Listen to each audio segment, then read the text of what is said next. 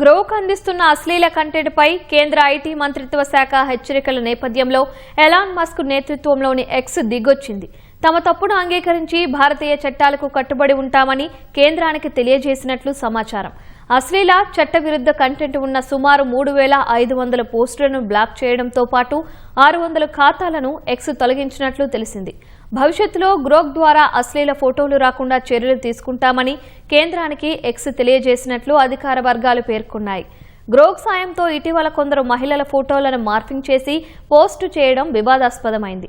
దీనిపై శివసేన ఉద్ధవ్ ఠాక్రే పార్టీకి చెందిన ఎంపీ ప్రియాంక చతుర్వేది కేంద్ర ఐటీ శాఖ మంత్రి అశ్విని వైష్ణవ్కు లేఖ రాశారు. ఈ అంశాన్ని తీవ్రంగా పరిగణించిన కేంద్రం ఎక్స్కు నోటీసులు జారీ చేసింది. అశ్లీల అభ్యంతకర పోస్టులను తొలగించడంతో పాటు భవిష్యత్తులో అలాంటివి పునరావృతం కాకుండా చూడాలని ఆదేశించింది. అందులో భాగంగానే ఎక్స్ తాజా చర్యలు చేపట్టింది.